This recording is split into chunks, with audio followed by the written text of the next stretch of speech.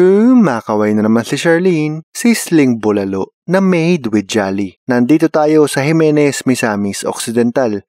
1 kilong beef shank, ipat dry gamit ang paper towel. I-season all sides with salt and pepper. Exciting ang dish dahil paborito ni Charlene ang bone marrow. Dalhin natin dito ang Tagaytay feeling ng bulalo. Kayang-kayang gawin kahit nasa bakuran lang.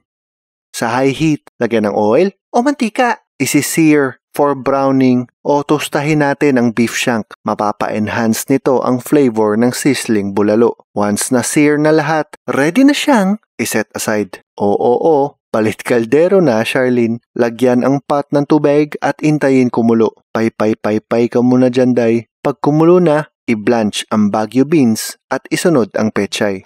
Sa parehong pot, crushed garlic, chopped onions, rock salt, rock and roll, at whole peppers. At ilagay ang mga na-sear na beef shank kanina. Simmer for 10 minutes. Pagkatapos ng 10 minuto ay may lulutang dyan. Tanggalin dahil ayaw natin sa mga lutang. Simmer for 1 hour and 30 minutes. O pwede ring i-pressure cooker ng 40 minutes. Pero pag gusto na mas tradisyonal, magpaypay ng 1.5 oras. Arm workout. Dahil nalalapit na ang Pasko, nagpa-practice na si Charlene magluto ng fancy bulalo. Fancy! Bulalo! Pagkatapos ng 1.5 oras, hanguin ang karne at pagpahingahin muna sa plato. Napagod eh. Isang suggestion ay pwede ring magpakulo ng bulalo a day before ng handaan para hindi masyadong nakaka-stress. Para sa mushroom gravy, hindi mawawala ang Jolly mushrooms. I-drain muna at i-open ng pagkadali-dali dahil easy open can. Simula na tayo.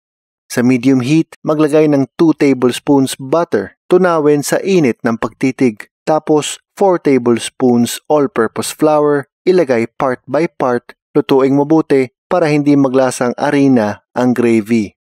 Lagyan ng 1 latang Jolly mushroom pieces and stems. Dagdag sarap at sustansya dahil ito ay rich in protein, fiber, and antioxidants. Tapos, season with salt, pepper, at gisahin hanggang sa mag-resign.